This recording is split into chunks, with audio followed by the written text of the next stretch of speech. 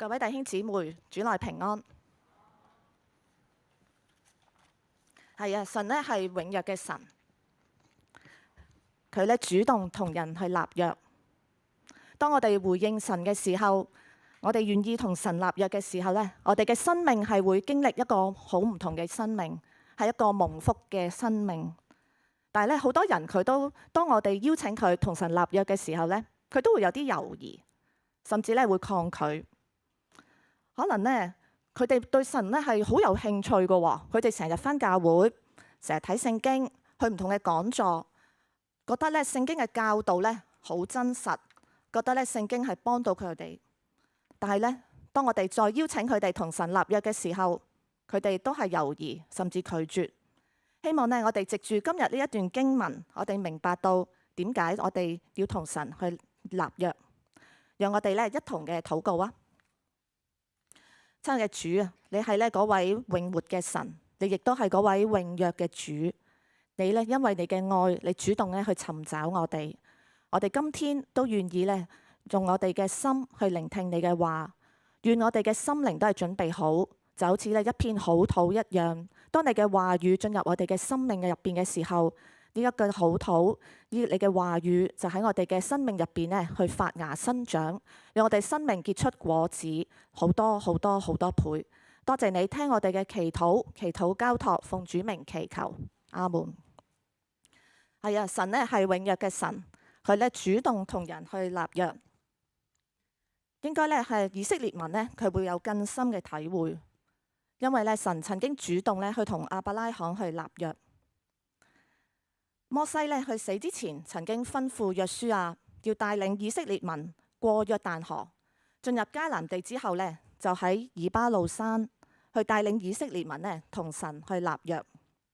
今日我哋嘅正道經文正係呢一段啊，就係約書亞遵照摩西嘅吩咐，去帶住以色列民喺以巴路山去同神立約，而佢哋就去到一個好特別嘅地方，就係當初神去呼召亞伯蘭去離開佢嘅本族本家，要去一個佢唔知嘅地方。而當亞伯蘭嚟到呢個地方，就係示劍，神呢就向佢顯現，就話俾佢聽啊，佢要賜呢一幅地俾佢嘅後裔，而且呢係會有好多好多好多嘅子孫。於是呢，亞伯蘭喺呢度遇見神，就喺示劍呢個地方，佢就向神呢去築咗一座壇。後嚟咧，去到雅各嘅時候，佢亦都咧買咗呢一塊地，亦都係示劍呢個地方。佢亦都為神築咗一座壇。今日喺以巴路山立約嘅約書亞，佢就帶住神嘅子民嚟到示劍呢一個嘅地方。原來咧，神佢嘅約一直咁樣去實現，亞伯拉罕、以撒、雅各嘅約逐漸嘅實現。所以神主動嘅同以色列人立約。呢個嘅印象咧係更加嘅深刻。讓我哋咧首先去讀今日咧正道嘅經文啦。我哋咧今日嘅正道經文係約書亞記8章30至35節。咁我哋咧會一次過讀晒嘅。預備起。那時約書亞在以巴路山上為耶和華以色列的上帝築一座壇。這壇是照耶和華的僕人摩西吩咐以色列人，用沒有動過鐵器的整塊石頭所築的，正如摩西律法書上所寫的。他們在這壇上給耶和華奉獻燔祭，又宰牲作為平安祭。約書亞在那裏，當着以色列人面前，將摩西所寫的律法寫在石頭上。以色列眾人，無論是本地人或是寄居的，都和他們的長老、官長和審判官站在約櫃兩旁，在抬耶和華約櫃的利未家的祭司面前，一半對着基利心山，一半對着以巴路山，照耶和華的僕人摩西先前所吩咐的，為以色列百姓祝福。隨後約書亞將律法上祝福和詛咒的話，照着律法書上一切所寫的，宣讀一遍。摩西所吩咐的一切話，約書亞在以色列全會眾和婦女、孩童以及住在他們中間的外人面前，沒有一句不宣讀的。係啊，我哋咧今日係見到呢一個咧咁盛大嘅立約嘅儀式，就會喺我哋面前展現。睇翻呢，我哋睇翻呢示劍咧呢個地方，呢個地方呢，我哋睇下咧，同吉甲或者艾城或者耶利哥咧嘅距離都好遠嘅。上一次咧，我哋提到佢哋喺艾城嗰度咧失敗咗，再起嚟，於是咧神帶領佢哋攻取咗艾城。今次咧嗰個立約喺示劍，所以有好多解經家咧就發現，咦，示劍無論距離艾城或者距離以色列人佢哋吉甲紮營嘅地方咧，都有一段好長好長嘅距離。好多解經家認為咧，呢一段嘅段落咧喺時序上面咧應該唔係擺呢個位嘅。咁但係點解最後好多嘅聖經嘅譯本佢都揀咗呢一個嘅抄本呢？似乎咧嗰個嘅屬靈意義咧係更加嘅重要。點解喺吉甲、喺耶利哥呢個戰役、喺艾城嘅戰役，究竟以色列人佢哋學到啲咩功課呢？似乎嗰個最重要嘅屬靈嘅意義就係打仗究竟係點樣去勝利呢？似乎唔係因為佢哋個軍隊有幾強，或者佢哋有準備有幾多，唔係嗰個城大定係嗰個城嘅細，而係佢哋有冇遵行到神嘅説話。於是呢，約書亞就帶領咧以色列民喺以巴路山呢度去立約。我哋咧睇下一段。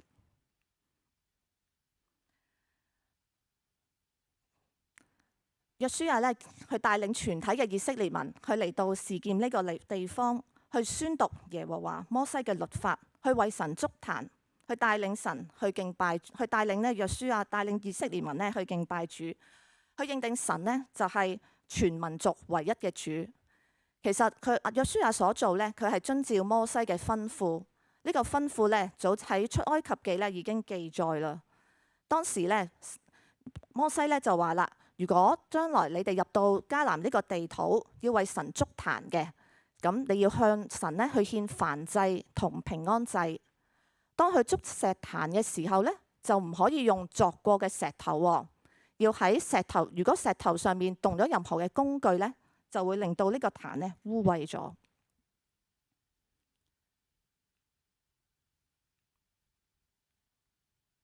所以我哋睇到咧立約嘅儀式，第一部分呢，就係包括去用一個天然嘅石塊咧，去為神咧去築壇。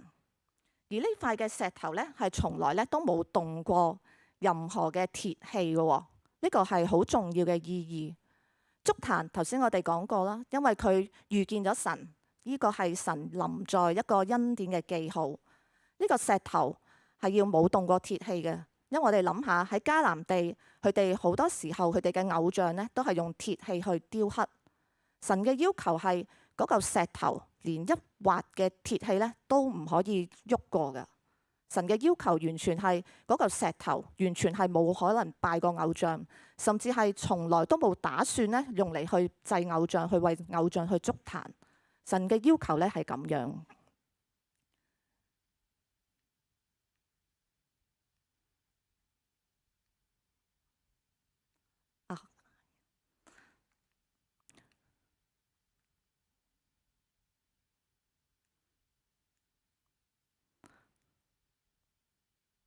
好，而且咧最重要咧就係嗰個石頭咧係一整塊嘅石頭。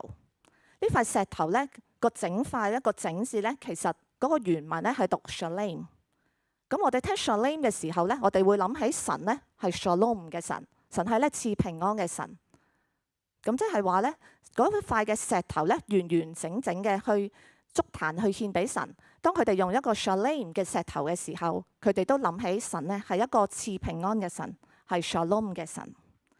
而點解神嘅要求係咁嘅嚴格呢？因為我哋知道咧神個屬性，神咧係一個忌邪嘅神，佢係唔容許咧神同以色列民之間咧有任何嘅嘢咧去阻礙佢哋嘅關係。神咧佢完完全全咧去咁樣愛佢嘅以色列民，佢亦都要求我哋咧係完完全全咧去咁樣去愛佢。喺迦南地咧有好多嘅神明喎，你知道咧有唔同嘅神明咧，佢哋管轄唔同嘅地土、唔同嘅地區，而唔同嘅神明咧，佢哋咧都係掌管咧唔同嘅嘢嘅喎。譬如有啲神明咧，佢係掌管豐收嘅，所以當迦南地嘅人去拜呢啲豐收嘅神嘅時候咧，佢哋渴望咧得到豐收。亦都有一啲嘅神明，佢哋係掌管生育嘅喎。咁如果以色列民佢哋進入迦南地，一個唔小心俾呢一啲嘅神明去影響嘅時候，佢哋嘅生命咧就唔能夠完完全全嘅去專一去敬拜神。所以約書亞就揀咗呢個立約嘅時刻，要宣告唔單止佢自己係完完全全去遵行神嘅話，完完全全認定神係佢嘅生命嘅主。佢要帶領以色列民，亦都係一樣去做呢個決定。佢哋要認定唯有神係佢哋生命嘅主。你諗下，喺我哋香港都係一樣。可能我哋呢一班嘅弟兄姊妹，我哋都好尊崇神㗎。我哋成日都返教會，我哋成日去敬拜主。但係你諗下，你身邊有好多嘅嘢、好多嘅人、好多嘅事。如果我哋一唔留神，我哋好容易咧係被影響。好似我哋行過，可能你嘅同事佢嘅枱頭都會擺咗啲風水陣，又或者有時你嘅同事咧可能送一條水晶鏈俾你嘅喎。如果你一唔留神，你都戴咗嘅時候，你諗下，你慢慢可能你都會依賴咗呢一啲嘢，又或者你冇諗過，其實呢一啲係祭偶像嘅物，咁樣可能亦都破壞咗你同神嘅關係。所以約書亞去做呢一個嘅決定嘅時候，其實係好緊要。跟住咧，我哋會再睇啊嗰個獻燔祭啦，同埋咧平安祭嗰個嘅意思。係啊，其實喺利未記嘅時候咧，神已經主動話，如果有人想向佢獻祭嘅話咧，可以獻燔祭。其實燔祭同平安祭咧，都係一個自願嘅祭嚟㗎。燔祭咧就係以色列民可以揀一啲嘅牲畜，要完完全全咁樣燒喺壇上面，跟住佢哋就可以親近神。有人話咧，可能呢啲拉比咧就會話，點解咧神要設立燔祭咧？就係神知道咧，佢自己係聖潔嘅，唔係任何人咧都可以親近佢。但係如果你好想去愛主嘅時候咧，你可以選擇去獻燔祭，就將你自己咧嘅罪就擺咗落去呢啲嘅祭牲上邊，呢個祭牲就代替你去死，咁你咧就可以去接近神。燔祭咧係一個咁樣嘅意思。平安祭咧又有少少唔同，雖然平安祭咧都係揀一啲嘅祭牲，但係咧佢就唔使完全咁燒㗎，而且燒完之後咧，部分嘅祭牲仲加埋一啲嘅餅咧，係可以同其他你身邊嘅弟兄姊妹咧去分享。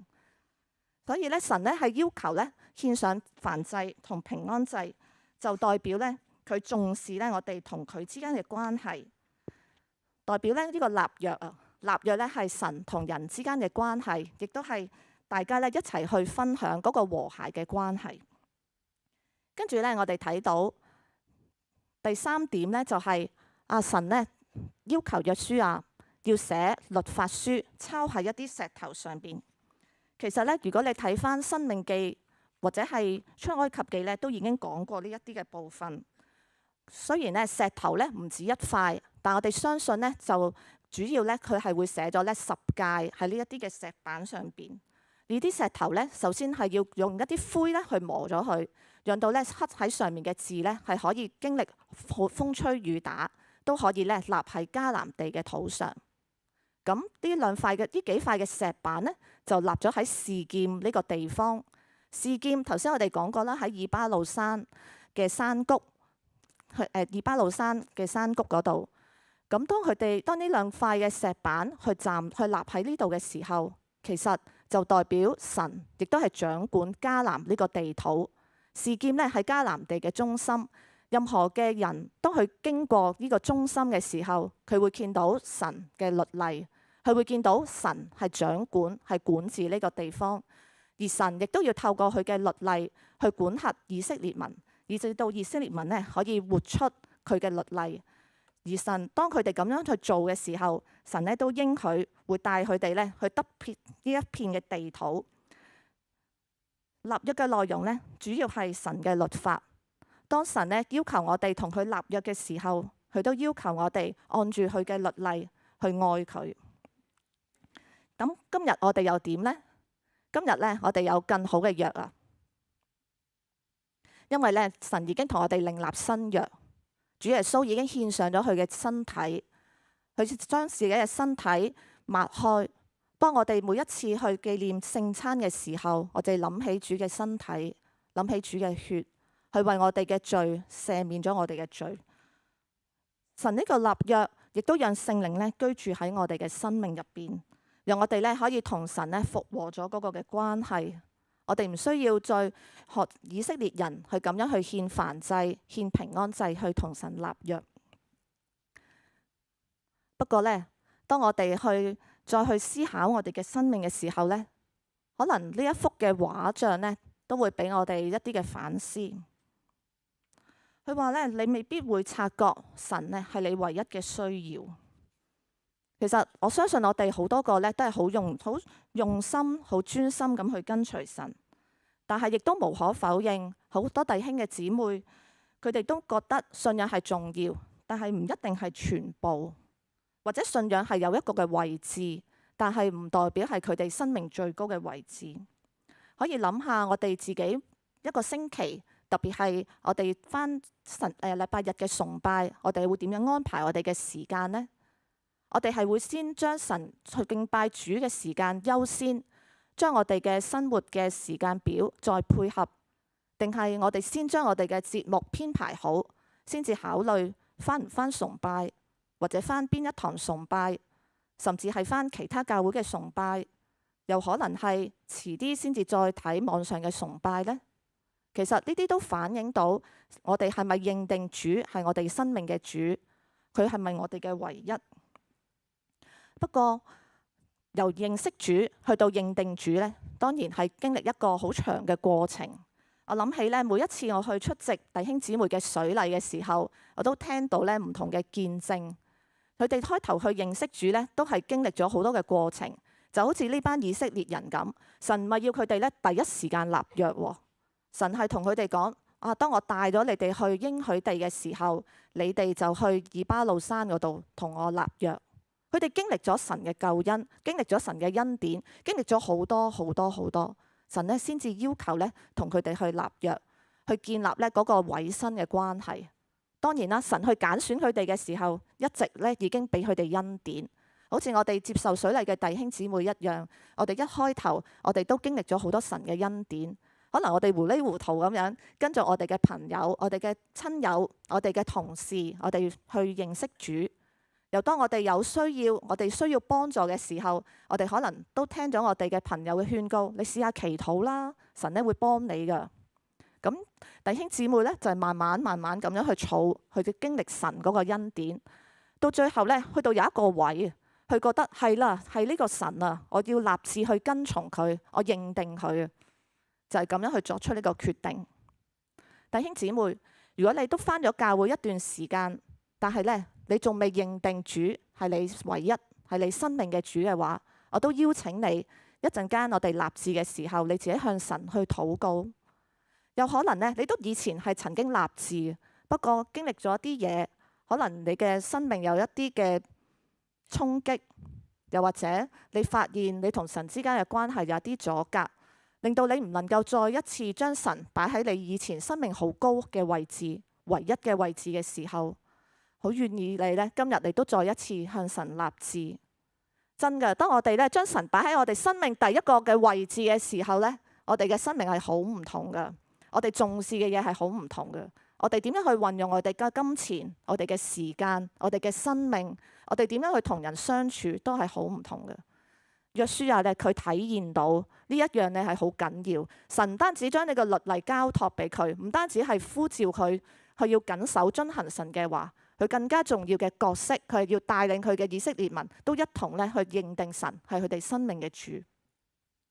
神呢賜下律法，就好似頭先我哋睇到嘅畫面嗰個嘅律法，嗰個嘅十誡。神呢賜下律法，唔係要管束我哋，係要叫我哋去得福。跟住呢，我哋會睇下佢哋呢個立約嘅儀式，跟住呢嗰啲嘅步驟。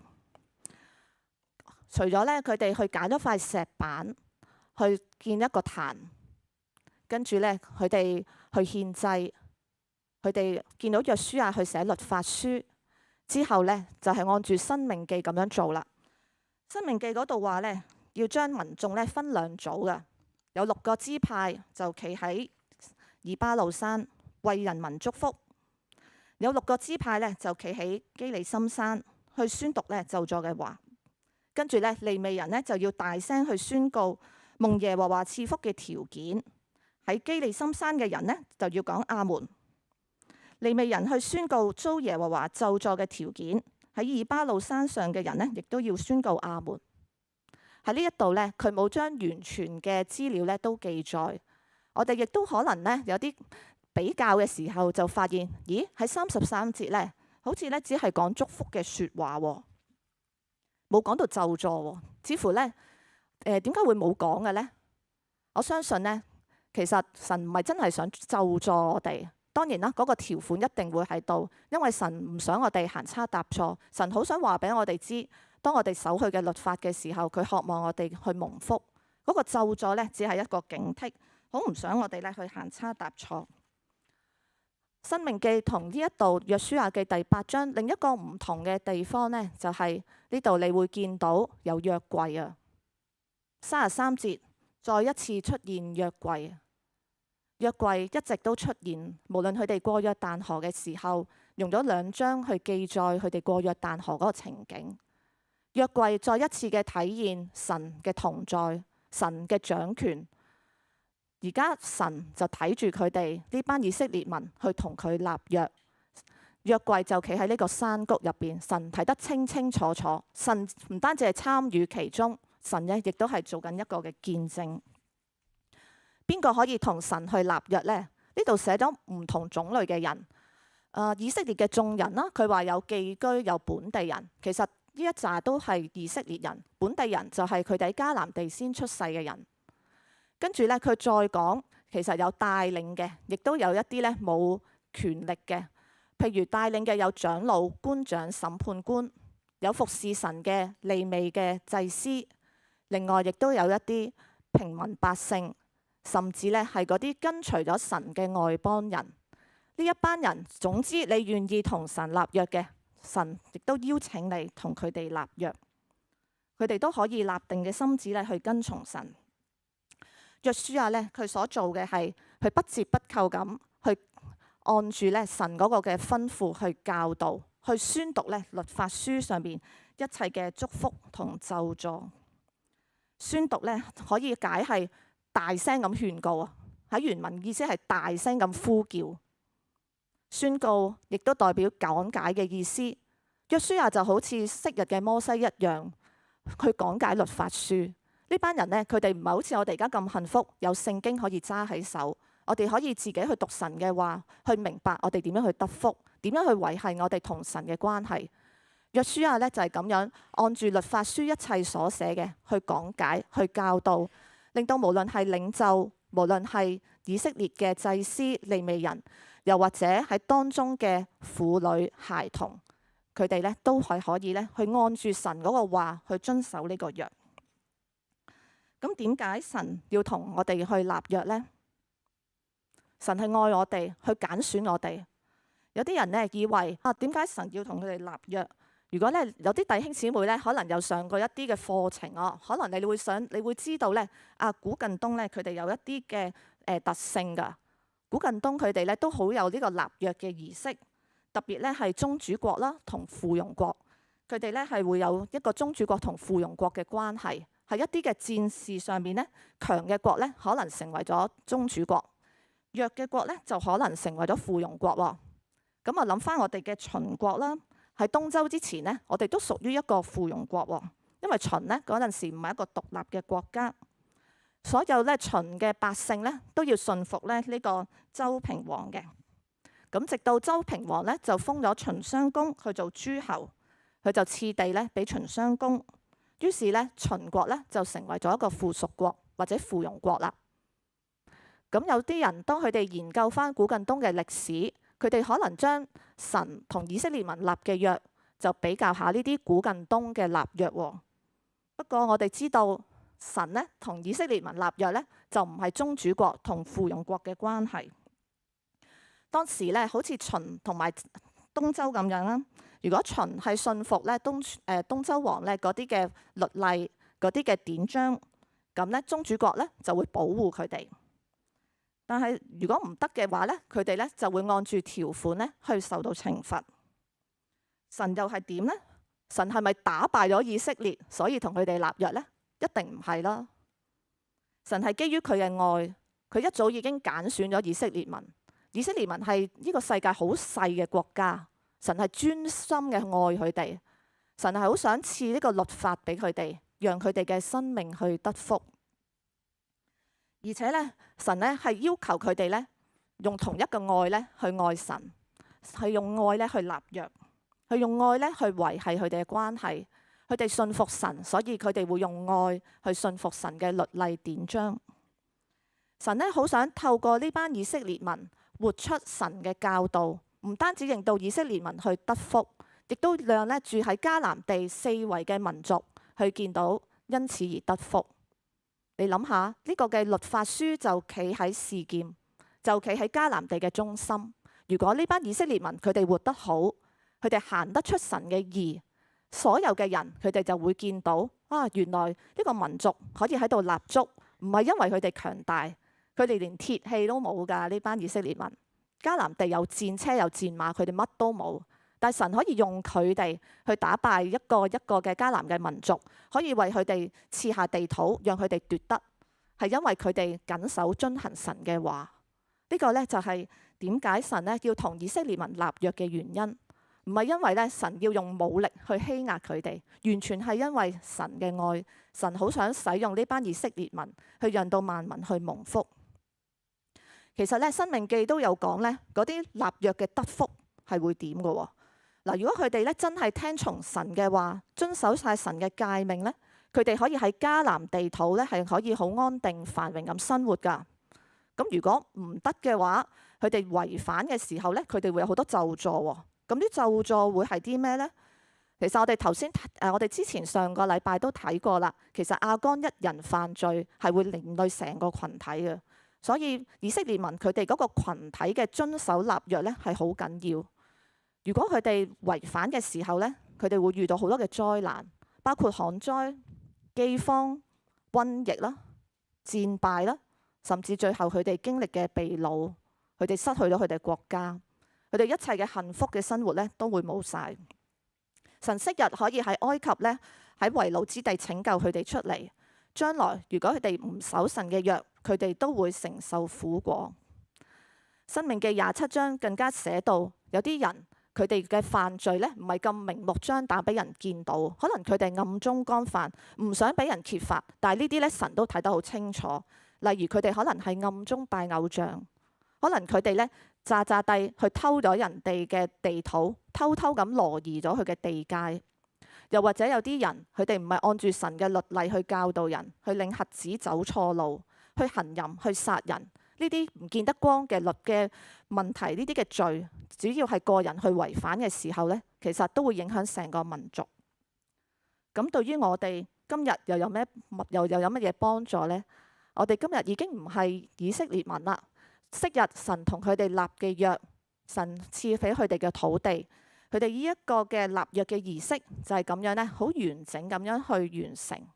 佢哋築壇，佢哋獻祭，佢哋去聽律法書，佢哋宣告佢哋要謹守遵行。當佢哋願意咁樣做嘅時候呢，呢個得土地就會圓滿呢，咁樣去得到啦。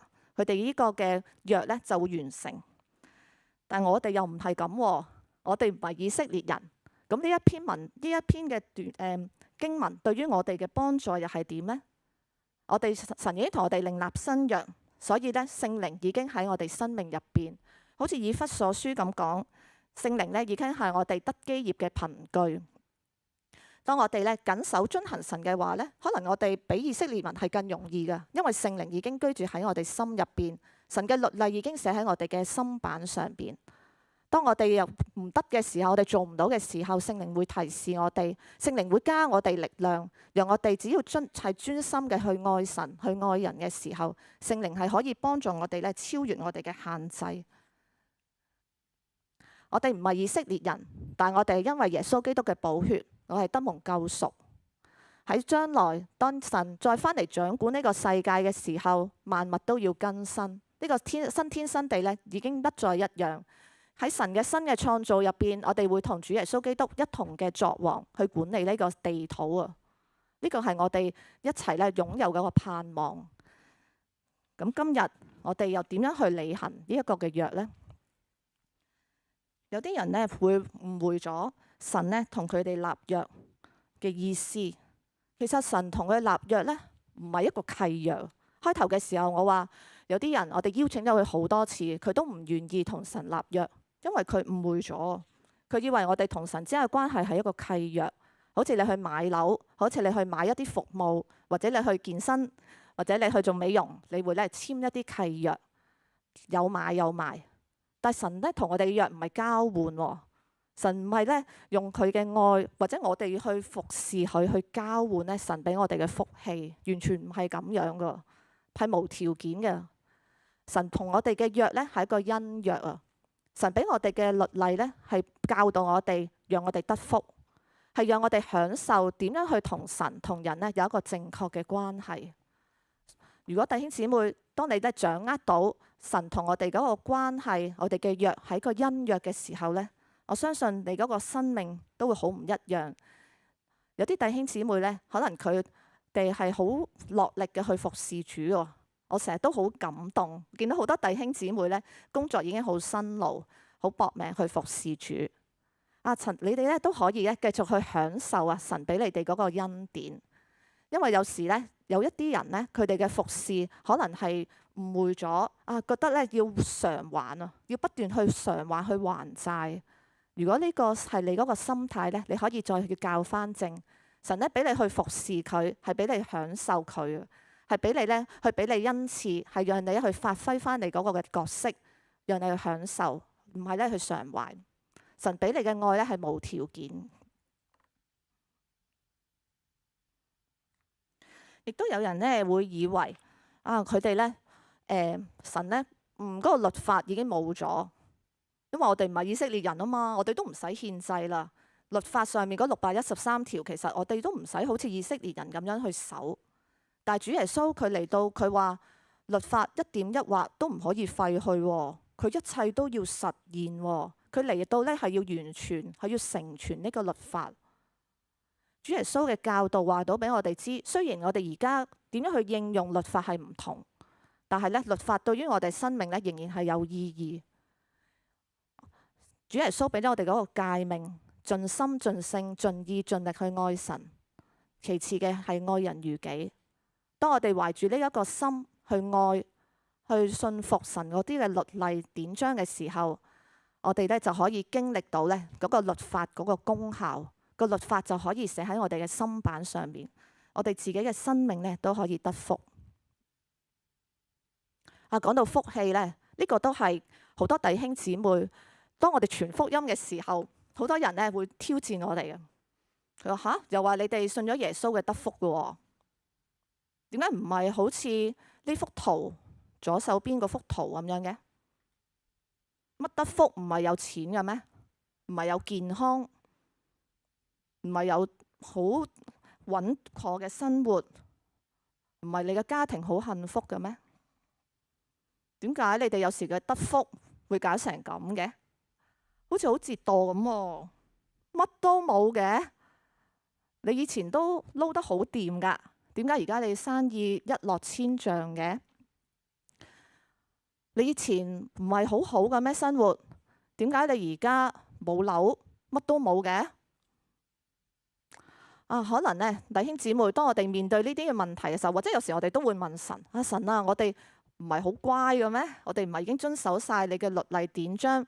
點解我哋嘅生命似乎得唔到呢啲福嘅？但我哋再睇翻，其實神冇話呢啲嘅福係我哋要追求嘅。可能我哋嗰個誤會咧，就係我哋以為我哋神所賜俾我哋嘅福就係我哋今生嘅財富。今生嘅幸福，今生嘅健康，今生嘅長壽。所以當我哋或者啲未信嘅朋友去見到喺我哋生命上面冇呢啲福嘅時候，佢哋就覺得呢個神唔可靠，我何必同佢立約呢？可能你見過一啲弟兄姊妹啊，佢哋信靠主，生命好好，但係你見到佢哋呢，同神嘅經歷好多，佢哋好似一個又一個嘅苦難跟住佢哋咁樣。你為佢祈咗好多次禱，喊住，最後呢，都冇按我哋嗰個諗法呢去成全。但係呢，佢哋都好辛苦，佢哋都好難捱。有時捱完之後，佢哋會話俾我哋知，好似約伯咁啊。係啊，以前我風聞有你，現在呢，我親眼見你。我見到呢，神點解要攞走我嗰個健康？點解要攞走呢？我嗰啲咁親愛嘅屋企人？神呢話俾我知，我嘅生命最重要呢係我同佢嘅關係。即使呢一刻喺我地上，我攞唔到我好想有嘅嗰啲嘅神嘅所謂嘅福氣，但係神攞自己去代替。我哋有更多嘅福氣。你諗下，可能你身邊嘅弟兄姊妹佢失去咗親人，地上佢肉體嘅親人，但係喺主內佢有更多嘅親人。係啊，神係讓我哋去互相去照顧，互相去照應，我哋彼此嘅成為弟兄姊妹，就係一個主內嘅群體，係超越咗呢一個肉體呢個血緣嘅福。而且好多弟兄姊妹都經歷咗，當我哋嘅罪得釋放嘅時候，我哋嗰個心靈所得嘅福樂，我哋嘅生命唔再以自我為中心，所以可能神繼續賜福俾你，你有好好嘅事業，有好多嘅金錢，你可以有好多嘅投資獲利，但係好多弟兄姊妹佢係選擇將呢啲嘅投資擺喺永恆嘅福樂，佢自己享受好少，但係佢將呢一啲嘅福樂去分享俾人。去擺喺去推動一啲嘅宣教嘅工作，去擺喺去推動去服侍一啲嘅孤兒，去願呢神嘅國度呢係透過呢一啲嘅地上嘅錢財去彰顯呢啲嘅福樂呢，喺世人嘅眼中係覺得你哋好傻，但係好多弟兄姊妹呢，一啲有好富有嘅弟兄姊妹呢，就係默默咁樣去做呢啲呢，都係神所賜俾我哋嘅福，亦都見到呢好多弟兄姊妹。佢哋開頭信耶穌之前呢，可能有一個位棘住，就係我個人做唔到咯，係啊，我戒唔到煙啊，我好中意賭錢嘅，我好中意打麻雀嘅，神呢唔可以噶，唔可以信耶穌。但係我亦都見過有啲弟兄姊妹呢，佢唔理啦，因為佢經歷咗神嗰個恩典，佢認定咗神呢係佢生命嘅主，於是就算佢未戒，佢都去跟從神。咁跟住點呢？聖靈內住咗喺佢生命入邊，佢慢慢咧提醒佢唔好再賭啦，唔好食煙啦。佢慢慢咁改咗，佢從來都冇諗過自己係可以改到嘅。但係咧，聖靈就喺佢嘅生命，讓佢生命得改變，讓佢得福樂。呢啲咧都係世人咧唔能夠解釋，而只有我哋當我哋嘅生命認定主嘅時候，我哋先可以得到神俾我哋嘅福樂。頭先講過，我哋同神嘅關係唔係契約，而係一個恩約，所以重要嘅係弟兄姊妹，你都捉緊神同我哋嗰個關係。我哋永遠都係神嘅兒女，所以之前即使我哋做得唔好，我哋失敗，但係咧神從來都唔會放棄我哋。我哋可以隨時咧向翻神去立志。當我哋嘅生命咧繼續經歷神嘅話語喺我哋生命上面咧，我哋先會繼續成為一個得福、叫人蒙福嘅生命。今日咧，神嘅話語咧已經賜下俾我哋。其實神嘅話語咧唔係立亂咧去賜俾人嘅。神咧淨係將佢嘅律法賜俾佢揀選嘅以色列民族。神咧冇將佢嘅律法去賜俾迦南人啊，佢冇將呢個律法賜俾埃及人。呢啲都係當時好有智慧、好有錢財嘅人。神冇將律例賜俾佢哋，因為神嘅律例淨係賜俾屬佢嘅子民。我哋都係屬神嘅子民，所以神今天我哋好寶貴，有白紙黑字嘅聖經，我哋有聆聽版嘅聖經。即使咧我哋嘅眼睇得唔清楚，即使我哋生活好忙碌，我哋都可以透過認識神嘅話，去讓我哋嘅生命得福，去讓我哋咧同神嘅關係結連。我見過咧讀經咧，其實咧對自己或者對好多弟兄姊妹都係一個好大嘅挑戰，好難啊！因為我哋好多時候睇聖經覺得好難明，又或者咧聖經好長啊，唔知道點樣咧去睇啊！我又見過啲好單純嘅弟兄姊妹咧，佢哋試過咧用聆聽版聖經。有啲弟兄姊妹佢唔識字噶，但係咧，佢話佢就好多時間，佢日日咧都喺屋企做家務啦，或者咧佢會陪住咧要等小朋友放學啦。咁佢等嘅時候咧，佢就聽聖經啦。其實聽聖經咧，我發現聽聖經係好快嘅喎。一章聖經可能你睇好耐，有啲長嘅聖經咧，一章你聆聽嘅速度咧，可能5-6分鐘就聽完一章。原來呢個方法咧，會令到好多弟兄姊妹好快就可以聽完一次成本聖經。佢就咁喺度播啦，係啦，一路做家務，一路洗碗，一路煮飯，一路咧陪小朋友，就係咁樣去聆聽聖經，將神嘅話語咧潛移默化擺咗喺生命入邊。到佢有需要嘅時候咧，聖靈又會用翻呢啲話語去提佢。又或者當教會去翻教會去查經嘅時候，佢突然間咧就明白咗個真理。有啲弟兄姊妹咧，我見過佢哋係小組咧自己去立志去讀聖經。佢哋點樣做呢？佢哋自己有個 WhatsApp group， 佢哋立志定一個唔好太高嘅標準，唔好覺得要用神嘅話咧去箍死自己。但係佢哋定期咧去分享，又甚至咧係定期可能返團契前後佢哋話我哋有15分鐘自己坐埋一齊睇聖經，跟住我哋就按住嗰章去祈禱分享。呢啲嘅經歷咧我都見過，我見過咧神就係用呢一啲嘅經歷去建立咧一班屬佢嘅子民。呢班子民咧就係願意同神立約，願意去回應神嘅話，願意將神嘅話刻喺佢哋心板上面嘅子民。係啊！我哋而一刻生活喺香港，我哋其實好幸福，我哋有好先進嘅科技，我哋可能冇乜藉口去話我哋唔認識神嘅話。昔日有好多人，佢哋要用好多嘅代價，佢哋先可以換取神嘅話。但係今日我哋香港，我哋仲係好自由，我哋仲係可以把握呢個機會去認識神嘅話。願神嘅話咧，都成為我哋得福蒙福嘅唯一嘅途徑。願我哋咧而家都係低頭去安靜，去同神去立志啊！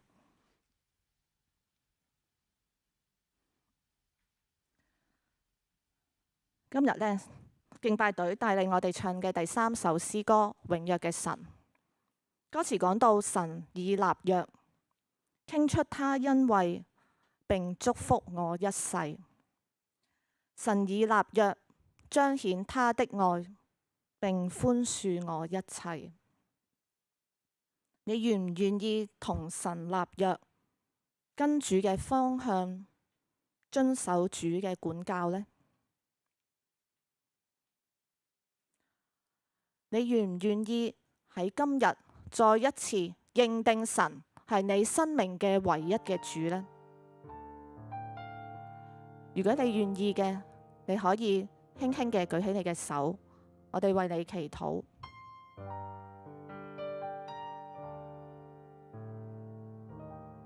係啊，神嘅話呢，就係叫我哋得福，佢讓我哋去遵守佢嘅律例，讓我哋活出一個唔一樣嘅人生。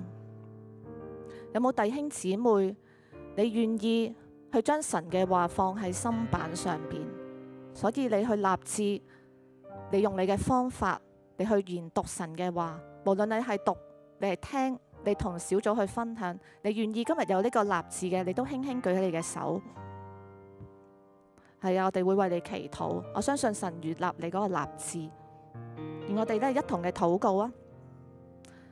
係啊，主，你係嗰位永約嘅神，我哋認定你，我哋認定你係我哋生命唯一嘅主。我哋願意將你嘅話藏喺我哋嘅心板上面，因為你嘅話係我哋得福樂嘅唯一之道。願我哋都成為一個渴慕跟隨你話語嘅群體。願我哋嘅生命就藉住行出你嘅話，叫我哋自己得福，亦都叫我哋身邊嘅人得福。感謝你聽我哋嘅禱告，祈禱交託，奉主名祈求，阿門。